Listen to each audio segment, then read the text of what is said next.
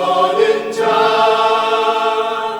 그 말씀에 생명을 거는 자, 한 사람 찾으시니 주님의 약속을 믿어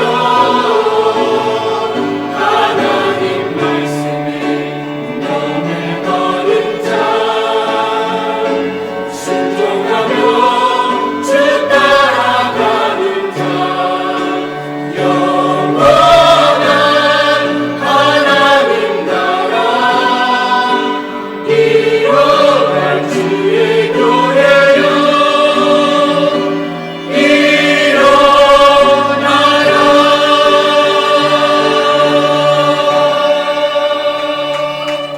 아멘.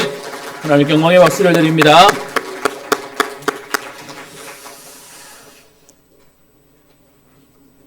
오늘 찬양 너무 감사합니다.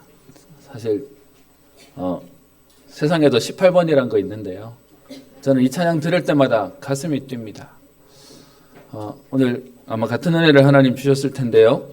오늘 예배 가운데 하나님 주시는 새 힘을 얻는 날 되기를 소원합니다.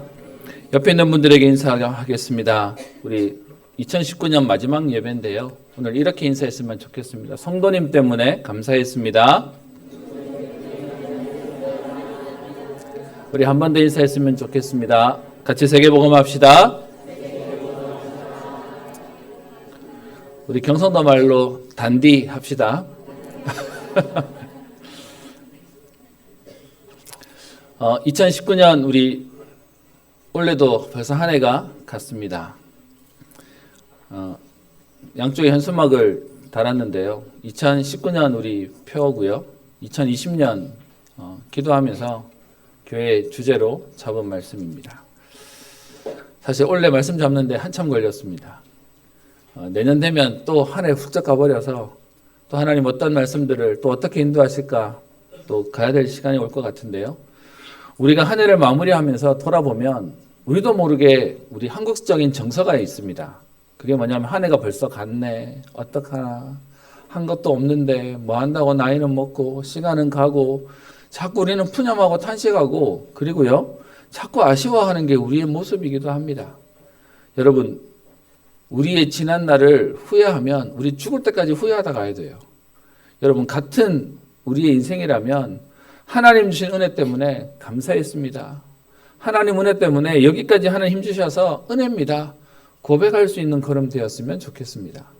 그래서요 세상적인 한 해를 돌보는 송년회는 우리 망년회라고 얘기하죠. 빨리 지나가라 뭐 그러면서 후회하고 낙담하고 그리고 인간적인 막 결심하는 시간입니다. 그런데 우리는 하나님 주신 은혜들을 확인하고요. 감사하게도 세상에 많은 일들과 사건이 있었는데 제가 이번 주에 기사 하나를 봤더니 중국에 그 장수하는 법을 설명하는 사장님이 강연하다가 강연 도중에 쓰러져서 죽으셨대요. 제가 그 기사를 보면서 얼마나 깜짝 놀라겠습니까? 본인이 막 건강하다고 얘기하고 막 그렇게 하다가 밑에 이렇게 내려와가지고 강의하고 돌아서 올라가려다 쓰러졌는데 그 길로 갔답니다. 그래서 세상은 내 마음대로 안 되는 거야. 근데 여러분 하나님 오늘 이 자리에 예배 가운데 하나님 부르신 것이 그것이 응답입니다. 그래서 우리 새해를 맞이하는 우리 걸음 가운데 오늘요 의도적으로 우리 입술에 고백했으면 좋겠습니다. 후회는 여러분 평생 우리 해야 되는 거고요. 그걸로 우리 한 해를 마무리하지 말고 하나님이 주실 응답은 분명히 성취될 겁니다. 분명히 하나님은 역사하실 것입니다. 어느 날 우리 복음 알고 난 뒤에 좋아했던 구절이죠. 어느 날 하나님이 하실 겁니다. 그래서요 그 응답 속에 함께 인도받았으면 좋겠습니다. 제가 사역하던 중에 높은 분을 한번 뵌 적이 있습니다. 그 당시에 저쪽 위쪽 지역에 지검장님이십니다. 여러분 지검장님쯤 되면 분위기가 아우라가 다르더라고요. 그 집에 복음 전해달라고 해서 갔는데 집에 갔더니 저를 맞이하시는 분이 아내분이 아니고 일하시는 아주머니세요. 근데 그 집에서 30년을 일하셨대요. 그런데 나이가 드셨는데도 얼마나 빠릿빠릿하시고 힘이 있으신지 저한테 당부를 하는 겁니다. 이분이 7시 반에 나오셔서 식사를 하시고 40분 되면 준비하시고 55분 되면 나가셔야 되기 때문에 시간을 어기시면 안 됩니다. 아침 출근할 때만 다락방 할 수 있다는 거예요. 말씀 운동할 수 있다는 거예요. 그래서 제가 30분 가지고 오라고 해서 왔더니 시간을 철저하게 해주십시오. 그래서 아니나 다를까 첫 만남은 한다고 그 소파에서 기다렸는데 그분이 저 이렇게 나오시는데 옆에 그 안에 되시는 분은 가운 옆에 이렇게 뭐죠? 마이 입혀주시면서 나오시면서 커피 한잔 하신다고 앉아 있는데 여러분 그런 기분 아십니까? 말씀 전하러 갔는데 그분은 본인 일 하세요. 본인 볼일 보시고 저는 말씀 전하고 있는 거예요. 그리고는 시간 55분 되면 나가야 된다고 얘기를 하시니까 그 50분 되는데 벌써 옆에서 사인 주기 시작하는 거예요. 끝내야 돼요. 끝내야 돼요.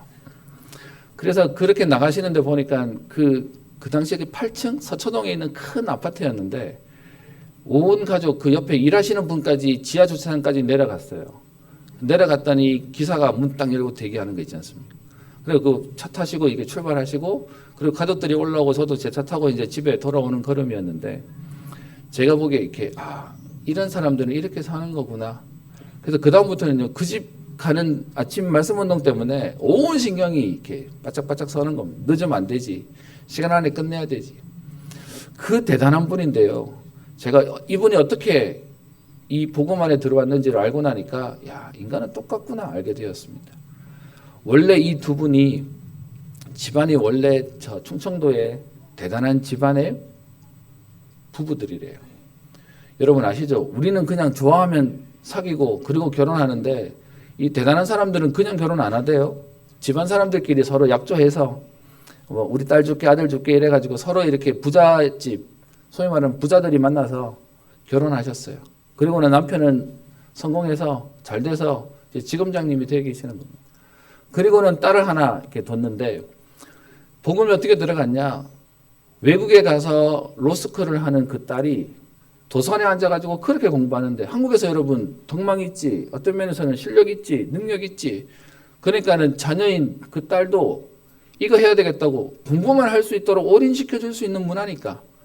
그래서 도서관에서 공부하는데 문제는 뭐냐? 여러분 복음 없이 열심히 했더니 영적 문제 오는 거예요.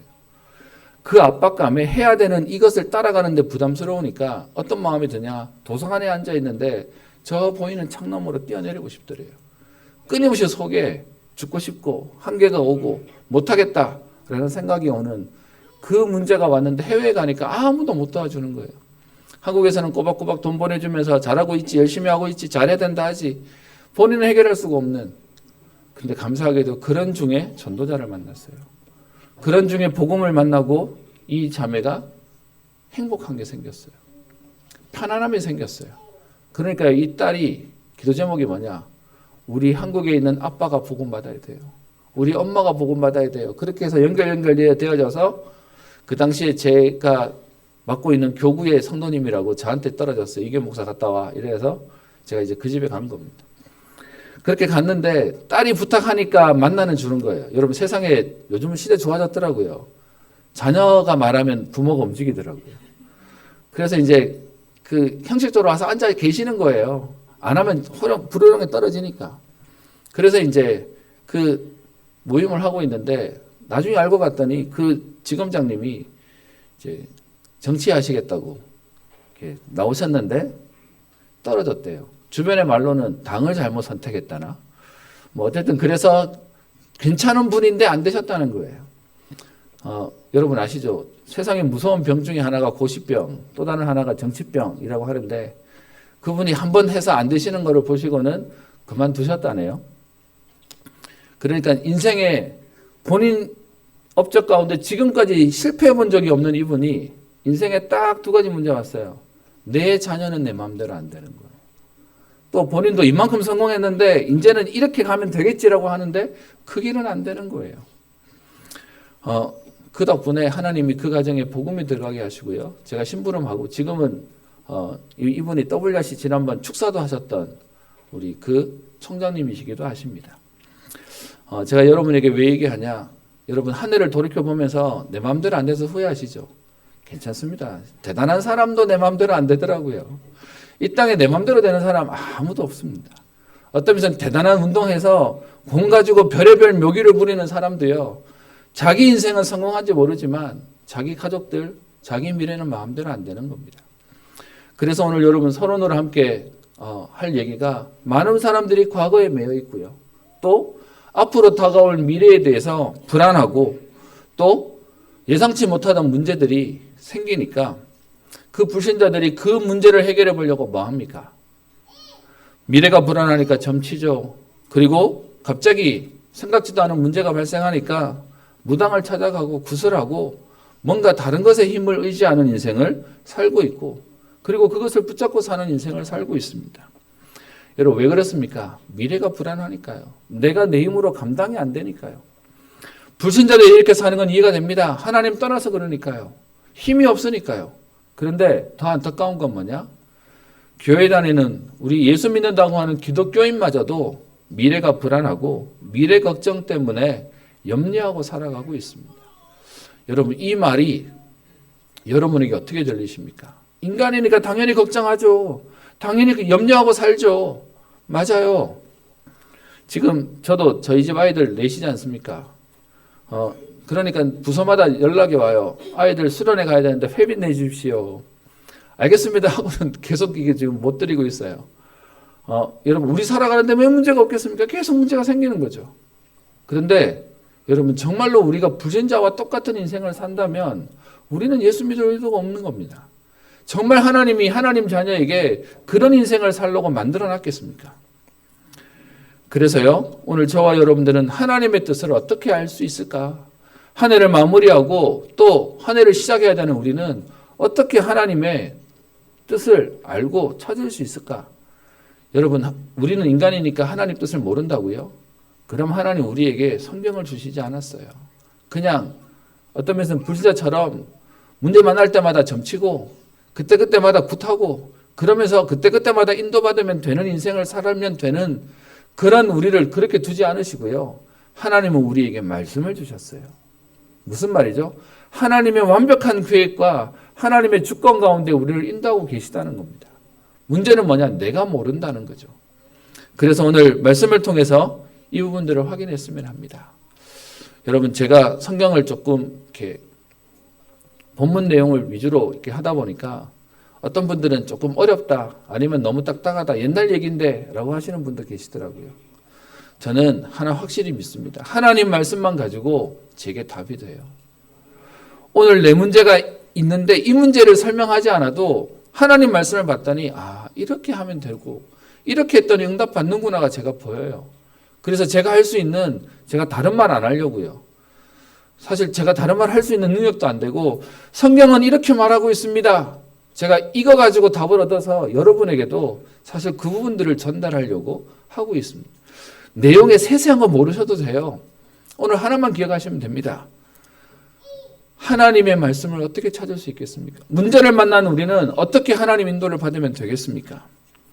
여러분들과 함께 지금 말씀을 보고 있는 가운데 바울이 3차 전도 여정을 마치고 예루살렘으로 돌아가는 과정 속에 있습니다. 한 해를 마무리하는 우리하고 상황이 비슷하죠.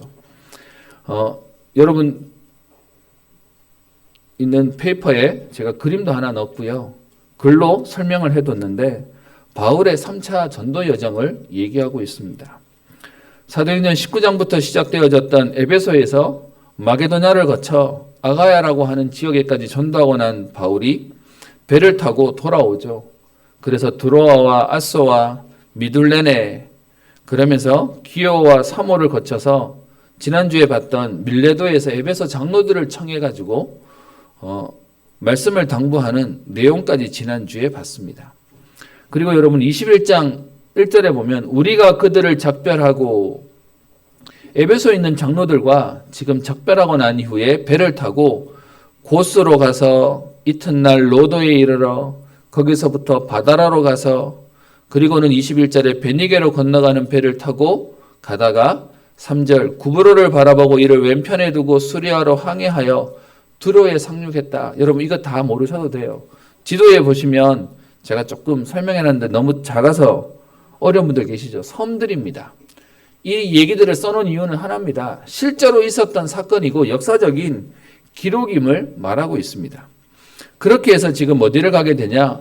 21장 3절에 두로라고 하는 지역에 도착하게 됩니다. 여러분 두로는 이쪽 마게도냐 지역 땅이 아니고요. 지도에 보시면 그 지금의 시리아 땅 정도 됩니다. 그곳에 시돈이라는 곳에 도착하게 되고요. 거기서 배의 짐을 풀려 함이라. 배를 타고 여정을 가다 보니까 배 안에 필요한 음식이나 물자들을 싣고 내리는 과정들이 있습니다. 그 기간 동안 바울이 4절에 제자들을 찾아 거기서 1회를 머물더니 아마 7일이라는 기간이 걸려서 그 7일 동안 바울은 쉬지 않고요. 지역마다 현장에 있는 제자들을 만나게 됩니다. 여러분 바울이 1, 2, 3차에 걸쳐서 현장을 누볐더니 복음은 힘이 있고 하나님은 살아계신 게 맞으니까요. 현장마다 제자들이 일어나요.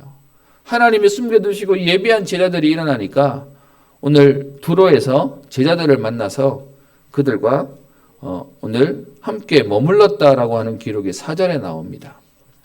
그러면서 5절에 여러 날을 지낸 후에 우리가 떠나갈새 그들이 그 처자와 함께 성문 밖까지 전송했다. 여러분 이건 환영받았다는 내용이고요. 존중받았다는 내용이죠. 그리고는 바닷가에서 무릎을 꿇고 기도합니다. 왜요? 그 에베소 현장에서 헤어졌던 것하고 똑같이 20장 36절에 이 말을 한 후 무릎을 꿇고 그 모든 사람과 함께 기도하니 마지막이라고 아니까 지금 간절하게 서로를 위해서 축복하고 기도해주고 헤어지는 것이죠. 그리고는 6절에 서로 작별하고 배에 올라서 두로에 있는 사람들은 자기 집으로 돌아가고요. 그리고 바울 일행은 배에 타서 예루살렘으로 가는 여정들을 하는 것이죠. 그리고는 7절에 두로를 떠나 항해를 마치고 그 다음 돌레마이라는 지역에 가게 되고요. 그곳에도 형제들에게 안부를 묻고 그들과 함께 하루를 있었다라고 말하고 8절에 가이사랴라고 하는 지역까지 오게 됩니다. 예루살렘이 내륙이었기 때문에요. 그 예루살렘에 있는 사람들이 배를 타려면 가이사랴 항구로 나와야 됩니다. 그래서 이제 가이사랴에 왔다는 얘기는 사실은 이스라엘 도착한 것이고요. 예루살렘에 다 오게 된 겁니다. 그래서 가이사랴에 왔더니 오늘 누가 있습니까? 8절에 그곳에 7 집사 중 하나인 전도자 빌립의 집에 들어가서 머무르게 됩니다. 여러분 이 빌립이 참 재밌는 게요. 우리가 빌립 얘기를 어디서 봤죠? 사도행전 8장에서 봤습니다. 8장에 빌립이 사마리아 땅에 가서 전도했더니 그 성에 큰 기쁨이 있었다라고 얘기하고요. 그리고는 그 뒤에 광야로 가라는 음성을 듣고는 에티오피아 내시를 만나는 내용이 나오지 않습니까? 근데 여러분 8장 40절을 보세요. 그 바울이 에티오피아 내시에게 복음 전하고 세례를 주고 성령께서 그들을 서로 가게 하셔서 다시는 보지 못했다고 되어 있는데 그 빌립을 하나님이 이끄셔서 어디로 가게 했다고 되어 있습니까? 아소도를 지나 가이사랴에 갔다라고 되어 있죠. 8장 40절에 되어 있습니다. 그 빌립이 지금 예루살렘에서 흩어져서 가이사랴까지 와서 정착하고 있었던 상황이었습니다. 그 빌립을 만나서 함께 또 교제했다는 내용이 나오고요. 그리고 그 다음에 보면 10절에 여러 날 머물러 있는데 아가보라고 하는 한 선지자가 유대로부터 내려와서 예언하는 내용이 나옵니다. 여러분 이 아가보도 우리가 아는 사람이에요. 어디 있는 사람이냐 하면 사도행전 11장 28절을 보시면 이 아가보 얘기가 나옵니다.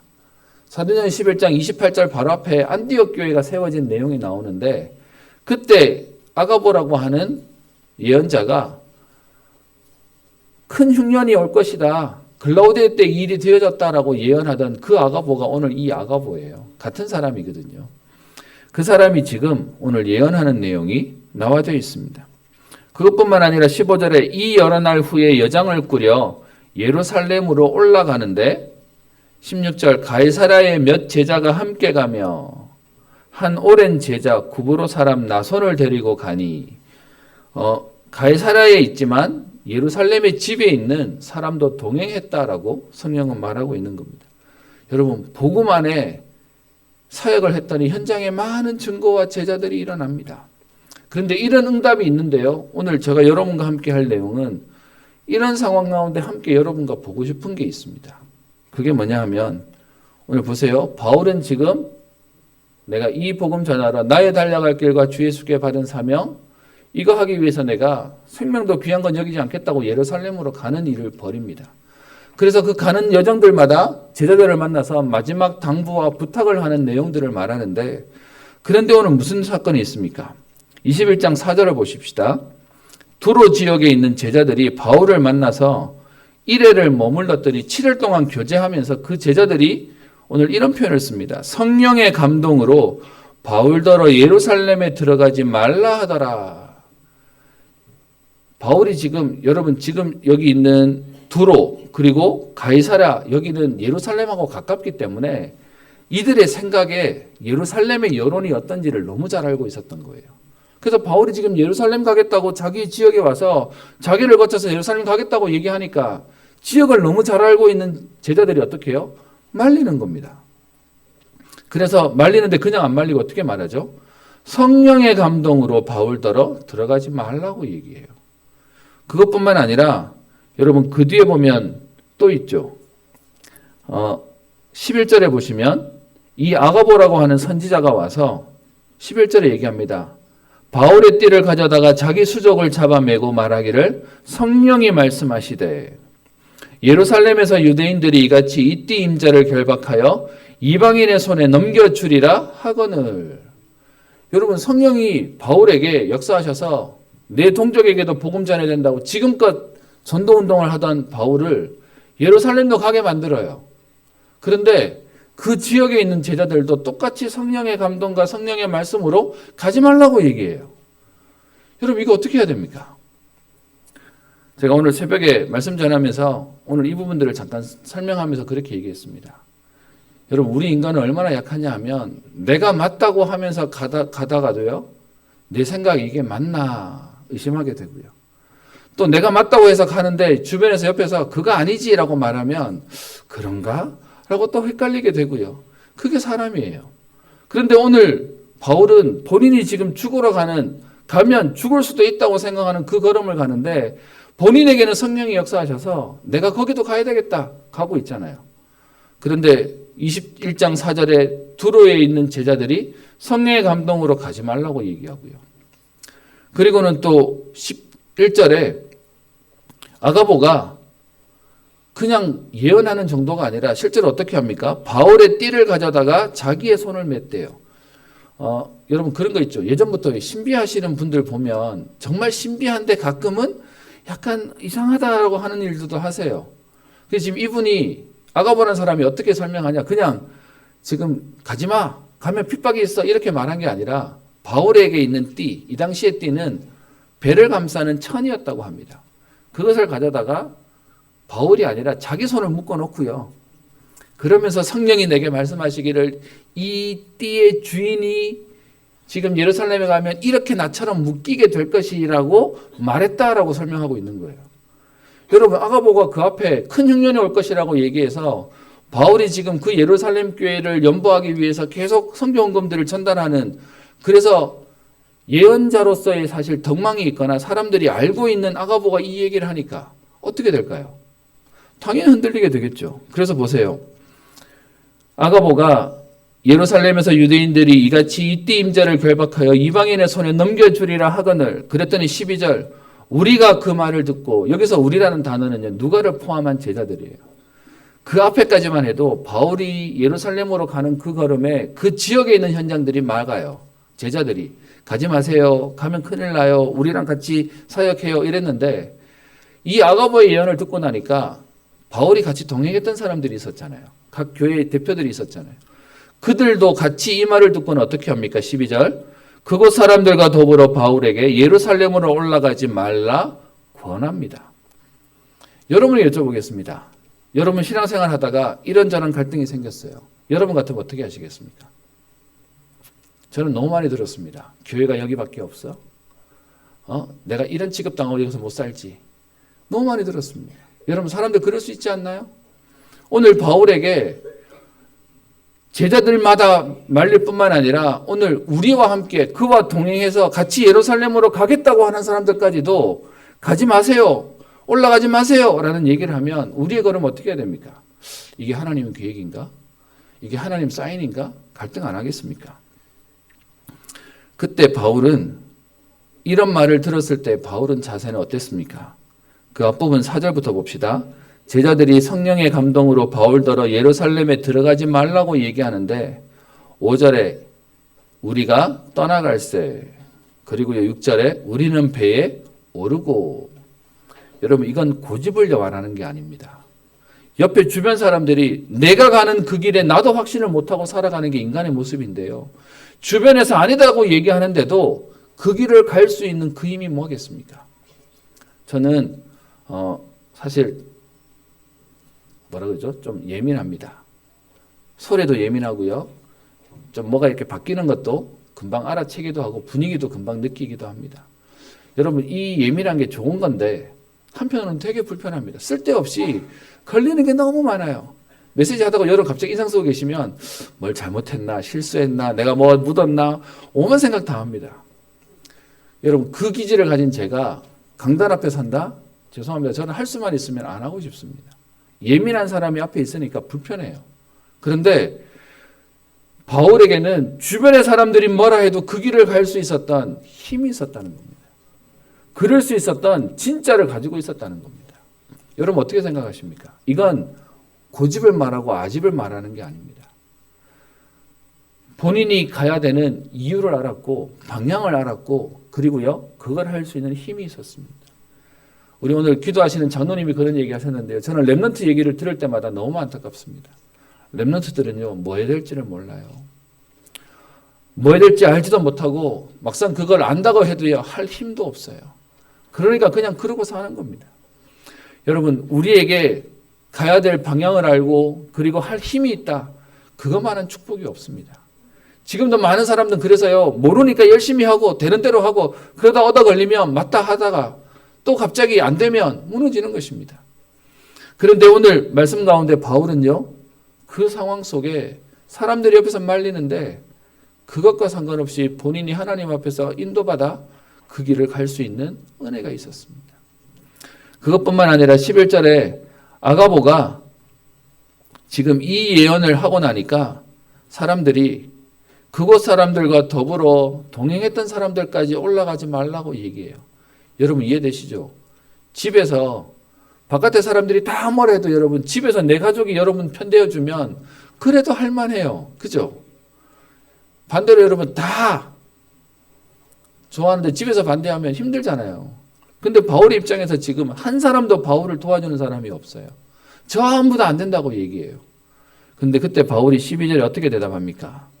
우리가 그 말 13절이요. 바울이 대답하되 여러분이 어찌하여 울어 내 마음을 상하게 하느냐? 나는 주 예수의 이름을 위하여 결박당할 뿐 아니라 예루살렘에서 죽을 것도 각오하였노라. 여러분 이건 순교하겠다는 말을 얘기하는 게 아니고요. 저는 바울은 담난 인생을 살았습니다. 결론난 인생을 살았습니다. 여러분 안 부럽습니까? 갈등 많은 저는 이런 본문의 내용을 볼 때마다 바울이 훌륭하구나가 아니라 도대체 뭘 받길래 도대체 뭘 가졌길래 흔들리지 않는 인생을 살았을까? 여러분 우리는요 아니라고 얘기해도 옆에서 계속 말하면 나중에는요 미안해서라도 정 때문에라도 아니면 불쌍해서라도 사실은 넘어가는 게 인간의 마음입니다. 근데 오늘 바울은 뭐라고 얘기하죠? 왜 울어서 내 마음을 상하게 하느냐? 나는 이미 답이 났고 결론 났고 확고한데 라는 얘기를 말하고 있는 겁니다. 저는 전도자의 여정을 가는 여러분들을요 사단은 이러한저런 일들로 건드릴 겁니다. 옆 사람도 건드리고 가족도 건드리고 별의별 얘기들이 계속 일어나게 될 겁니다. 여러분 그때마다 그것 때문에 멈추겠습니까? 우리 세상말에 그런 말 있죠. 개는 짖어도 기차는 가는 겁니다. 저와 여러분들이 가는 언약의 여정 속에 사단은 압니다. 우리를 흔들거나 아니면 우리가 안 되면 우리의 가족들을 통해서 또 자꾸 일들을 벌어지게 만들 것입니다. 거기에 바울은 오늘 얘기합니다. 주 예수의 이름을 위하여 나는 각오가 되어 있다. 그 길을 오늘 가는 것입니다. 오늘 그러면 여러분에게 첫 번째로요. 우리의 길을 하나님 앞에서 맞다고 인정하고 갈 수 있는. 가봤더니 나도 모르게 왔는데 와봤더니 이게 응답이네. 여러분 그것도 감사한 건 맞는데요. 지금 우리에게 말하는 전도자의 여정은 알고 그 길을 가는 겁니다. 그리고 그런 후대와 그런 제자들을 세우는 겁니다. 그 응답을 누리고요. 두 번째는요. 성경은 이렇게 명확하고 확실한데 우리는 우리 삶에서 왜 자꾸 갈등이 일어날까요? 그리고요. 오늘 본문에서 얘기하는 우리가 실수하는 게 하나 있습니다. 자세히 한번 봅시다. 성령은 동일하신데 바울에게는 가라고 얘기하고요. 제자들은 가지 말라고 말리는 상황들이 생깁니다. 여러분 오늘 우리는 이 본문을 어떻게 이해해야 될까요? 똑같이 말씀 받는데 누구는 하자, 누구는 하지 말자 얘기합니다. 여러분 이 부분을 어떻게 해야 될까요? 성령이 이 사람이 이렇게 역사하고 저 사람이 저렇게 역사하는 건가요? 그러면 여러분 같이 갈 수가 없는 거잖아요. 그리고 성령이 오늘은 가라 그랬다가 그 다음 날은 가지 마라 그랬다가 분명히 성령은 얘기하기를 성령의 감동으로 성령이 말씀하시기를 이라고 얘기하고 있다고요. 적어도 여러분 이 자리에 앉아서 말씀 들으려고 여러분 눈 떠 계시는 분이라면 말씀 따라가려고 애를 쓰실 겁니다. 그런데 아는데도 왜 말씀을 놓치는지를 오늘 설명을 드리겠습니다. 여러분 성령이 바울한테는 가라 그러고 제자들한테는 가지 말라고 말한 것처럼 보이시죠? 아니요. 성령은 그렇게 말하지 않습니다. 성령이 어떻게 얘기했냐? 바울로 하여금 당신이 예루살렘에 가면 이렇게 결박이 있을 것이다라는 내용으로 얘기했어요. 바울은 그 내용을 알고 있었어요. 제자들도 그 내용을 들었어요. 문제는 그걸 듣고 난 뒤에 바울은 그걸 알면서도 갔지만 제자들의 반응은 뭐죠? 성령이 가지 말라고 말한 게 아니라 가면 결박이 있다는 말만 했어요. 근데 그 말을 듣고는 제자들은 어떻게 반응하죠? 아이고 그러면 안 가야 되겠네. 여기서 딱 돌아선 겁니다. 여러분 지금도 우리 현장에 성령은 우리에게 똑같이 역사하세요. 그런데 그 하나님 말씀을 듣고는요. 우리가 뭐가 먼저 돌아버리냐? 생각이 먼저 도는 겁니다. 야 문제가 생기겠네? 그럼 나는 돌아가야 되겠네. 문제가 생겼네? 그럼 나는 안 가야 되겠네. 여기서 응답의 차이가 벌어지는 겁니다. 그러니까 여러분 21장 4절에 제자들이 성령의 감동으로 뭘 봤던 거죠? 이 바울이 이렇게 가서 어려움을 당할 것이라는 사실을 봤어요. 거기까지만 성령이 역사하셨는데 그 음성을 듣고는 우리가 어떻게 판단하냐? 가지 말아야 되겠네. 안 보내야 되겠네. 그 자리에 가면 안 되는 거구나. 여기서 차이가 다른 겁니다. 여러분 그러면 오늘도 우리에게는 하나님 말씀은 뻔해요. 우리 지난번 우리 허일 목사님 오셔가지고 집중훈련 할 때 기억나시죠? 우리는 자꾸 안 망하려고 그래요. 자꾸 문제 속에 안 들어가려고 그래요. 근데 여러분 어떻게 하면 응답이 온다고요? 그냥 하면 됩니다. 그죠? 그런데 거기서 우리가 그게 안 되는 거예요. 성령이 우리에게 말씀하시고 역사하시는데 우리의 인간적인 판단으로 자꾸 생각으로 그것들을 막아버리는 겁니다. 그래서 지금 바울이 안타까워하는 내용이 그거예요. 성령은 동일하게 말씀하시는데 한번 볼까요? 11절 아가야가 아가보라고 하는 사람이 예언한 내용이 뭡니까? 바울의 띠를 가져다가 자기 수족을 잡아매고 성령이 말씀하시되 예루살렘에서 유대인이 이같이 이띠 임자를 결박하여 이방인의 손에 넘겨주리라 여기까지만 예언했어요. 그랬는데 문제는 그 예언을 듣고는 우리의 반응이 어떻게 해요? 여기서 천차만별이 되는 겁니다. 거기에 대한 반응으로 모습이 우리가 달라져 버리는 겁니다. 그래서 오늘 제가 마지막에 얘기했습니다. 응답이 없는 이유가 뭐냐? 성령 인도를 놓치는 거예요. 자꾸 내 생각, 그리고 내 기준, 그리고 내 경험, 여기서 우리가 자꾸 흐트러져 버리는 거예요. 그래서 여러분 이 말은 제가 맞다는 말도 아니에요. 어떤 면에서는 저보다 훨씬 더 우리 훌륭한 분들도 많으실 겁니다. 제가 오늘 그 앞에 안대요한 하시는 우리 집사님한테 여쭤봤어요. 제가 매번 그 안대 서시는 분들 뵐 때마다 추운데 더운데 계셔서 우리 여기 본당은 그래도 조금 여름에 시원하고 겨울에 따뜻하고 그런데 로비만 해도 춥잖아요. 농담으로 우리 문 열고 나가면 시베리아예요. 근데 거기 안대하시는 분들을 보니까 너무 안타까워서 제가 집사님에게 여쭤봤어요. 여기에 냉난방기를 하나 설치하면 좀 따뜻하지 않을까요? 사실 로비라 트여 있어서 계단이라서 효율성은 없겠지만 그래도 제가 좀 이분들 덜 고생시키는 마음에 했으면 좋겠는데요 라고 했더니 그 집사님이 그러시는 거예요. 그것도 다는데 그거 전에 들어오는 입구에 자동문 달았으면 좋겠다는 거예요. 그래서 들어올 때 문 열리고 지나고 나면 다치고 그러면 바깥에 찬기가 안 들어올 것 같고 뭐 또 이렇게 더운 게 좀 덜 들어올 것 같고 제가 들으면서 야, 왜 이 생각을 한 번도 못했지? 그런 생각도 한번 해봤습니다. 제가 맞다는 말을 하자는 것도 아니에요. 하나님이 우리에게 말씀을 주시는데 우리도 모르게요. 우리의 본능적으로 우리의 각인 체질 뿌리가 뭔가가 사건이 터지면 반응해 버리는 거예요. 그 반응이 어떻게 해요? 말씀이 아니라 내 생각대로예요. 내 경험대로예요. 내 판단대로 되는 겁니다.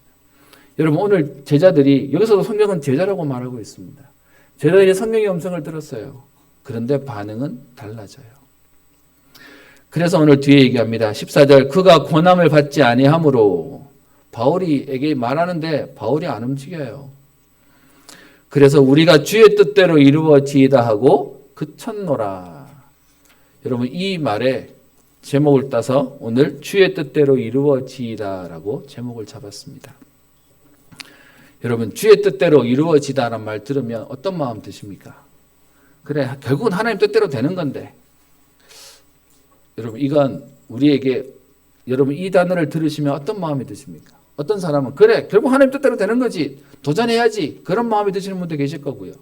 어떤 분은 결국 하나님 뜻대로 될 건데 뭐 가만 놔둬야지 뭐 이러면서 약간 좋은 표현으로는 기다림, 나쁜 표현으로는 그냥 방치 아니면 좀 더 나쁜 말로 말하면 포기.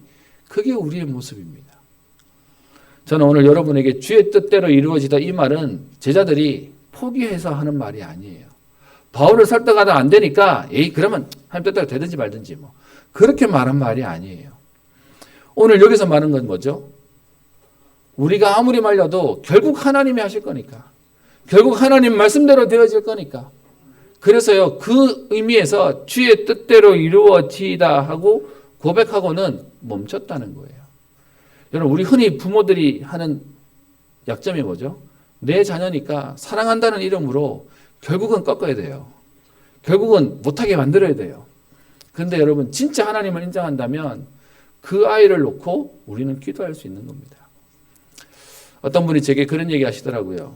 젊은 목사가 왔는데 왜 교회가 막 뭐 이렇게 안 하고 가만히 있냐라고 저한테 얘기하시는 분도 계시고 또 그런 생각을 하시는 분들도 계시는 것 같아요. 여러분에게 감히 말할 수 있습니다. 사실 저는 근질근질합니다. 그런데 우리가 뭔가를 으쌰으쌰 했더니 되어졌다고 하면 성령이 역사하시는 게 아니에요. 제가 하나 진짜 고백할 수 있는 게 있습니다. 뭐냐? 하나님이 결국은 이루실 겁니다. 결국 하나님이 하실 겁니다. 이 언약만 흔들리지 않으면 분명히 하나님이 하실 거예요. 여러분 뭘 해야 된다고 생각하십니까? 아니요. 우리가 하던 다른 건 안 해도 하나님 역사하십니다. 진짜 하나님 언약 붙잡아도 하나님이 응답하시게 되어 있습니다. 그래서 성경에 응답받은 인물 한 명만 예를 하나 들겠습니다. 여러분 히스기야 알고 계시죠? 열왕기하 20장에 보면 히스기야 왕이 나옵니다.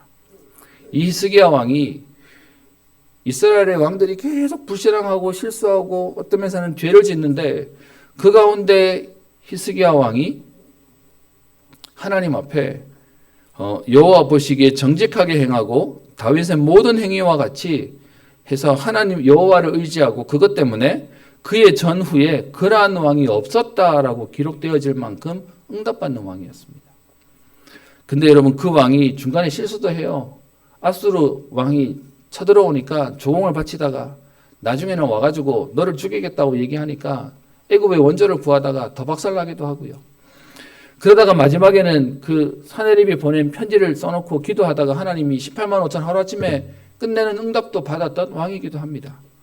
근데 여러분 그 히스기야에게 어느 날 갑자기 문제가 생겨요. 20장에 보면 이렇게 되어 있습니다. 그가 병들어 죽게 되매. 여러분 하나님이 어마어마한 응답을 주셨던 히스기야 왕인데도요 갑자기 병들어서 죽게 됐네요. 그랬더니 이사야라는 선지자가 와서 이렇게 말합니다. 여호와의 말씀이 너는 집을 정리하라. 내가 죽고 살지 못하리라. 그렇게 말씀을 주세요. 여러분 이 상황이 되면 세상 말로 어떻게 된 거죠? 빼박이죠. 우리 젊은 애들 표현을 말하면 빼도 박도 하지 못하고 이제는 뭐 병들었고 선지자가 와가지고 하나님 말씀에 이제 넌 정리해. 이제 넌 이제 죽을 거니까. 여러분 이 상황이 되면 우리는 어떻게 해야 되죠? 받아들이는 게 하나님 뜻입니까? 아니면 그 상황에 하나님 앞에 기도하는 게 뜻입니까?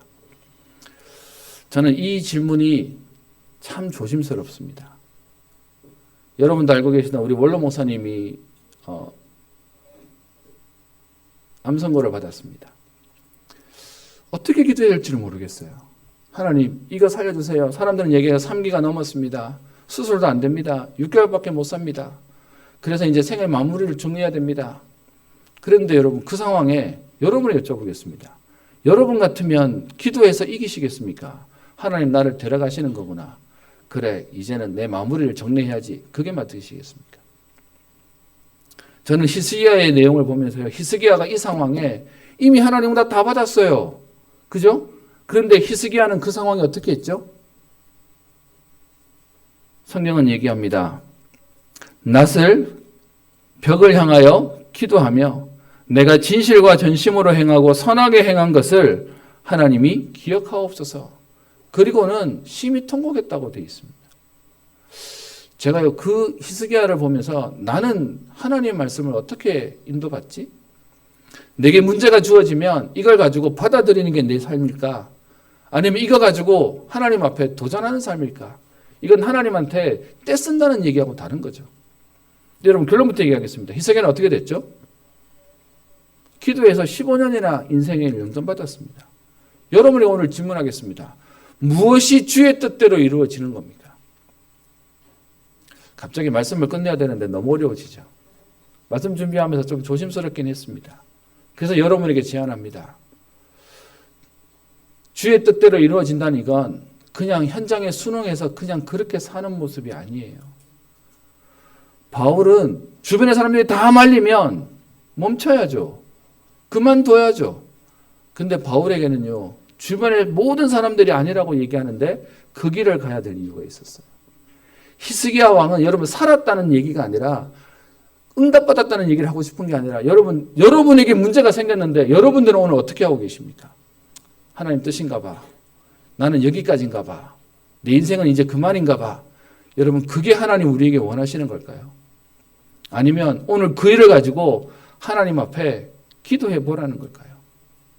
그래서 오늘 마지막 내용입니다. 저는 하나님의 절대 주권을 믿습니다. 하나님의 절대 주권을 인정합니다. 근데 그 하나님의 절대 주권은 우리에게 선한 계획을 가지고 계십니다. 여러분 이 모양으로 그냥 요만하게 살도록 하시는 게 아니라 하나님의 절대 주권은 우리로 하여금 가정과 가문과 현장과 시대 살리는 전도자로 부르셨다고 얘기합니다. 땅끝까지 온천하 만민에게 이 비밀을 말할 사람으로 부르셨다고 합니다. 생명건 인생이라고 얘기하니까 여러분 막 전도하러 막 바깥으로 뛰셔야 될 것 같습니까? 아니요. 오늘 바울처럼 저와 여러분들이 가야 되는 걸음을 알고 길을 알고 그 길에 흔들리지 않고 갈 수 있는 그게 생명건 인생이에요. 그 일들을 가는데 하나님은요. 생명들을 주시고 제자들을 붙여주시는 은혜들을 주시는 겁니다. 저는 오늘 이 본문들이 여러분과 우리에게 기도가 시작되어지는 말씀을 붙잡고 하나님 앞에서 기도가 시작되어지는 걸음 되기를 소원합니다. 여러분 그러면 오늘 내게 A라는 문제가 생겼다고 합시다. 하나님 뜻이 뭔지 모르잖아요. 여러분 그런데 왜 가만히 계세요? 그걸 가지고 응답받으세요를 말하는 것도 아니고요. 그냥 그대로 그냥 두고 되는 대로 지켜보세요. 그 말을 하자는 게 아니라 그 일을 놓고 하나님 앞에 서야 되지 않습니까? 그것 때문에 말씀 붙잡아야 되지 않습니까? 그런데 하나님 우리에게 주의 말씀대로 뜻대로 이루어지도록 역사하시고 응답하실 겁니다. 성경에 제가 페이퍼에 써놓은 응답받은 인물들 아브라함, 갈렙, 다윗, 다니엘과 세 친구 여러분 이런 인물들이 현장에 순응했으면 응답받을 사람들이 아니었어요. 그냥 되는 대로 적당히 사는 인생 같으면 응답받는 인물들은 아니었어요. 안 된다고 얘기하는데 언약 붙잡았더니 하나님이 그들을 사용하셨어요. 여러분 한 해를 마무리하는 오늘 하나님의 뜻이 발견되어지고 그 발견되어지는 하나님의 은혜를 평생토록 흔들리지 않고 인도받으며 쓰임받는 응답의 걸음 되시기를 주의 이름으로 축원합니다. 하나님께 감사를 드립니다. 2019년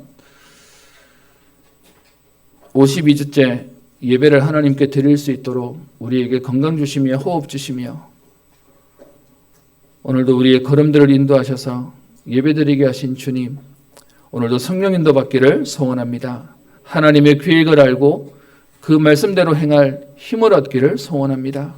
오늘도 하나님 모든 문제와 사건들이 기도로 바뀌어지게 하여 주옵시며 하나님이 주시는 응답을 보게 하시고 흔들리지 않고 생명 걸만한 가치들이 발견되어지는 이유 있는 인생 되게 하옵소서. 하나님 주의 교회 지금껏 역사하셨던 주님을 찬양하며 앞으로도 역사하실 주님을 찬양합니다. 하나님 이들과 함께 세계복음화하며 237 나라를 살리며 후대를 살리는 응답의 걸음 되게 하옵소서.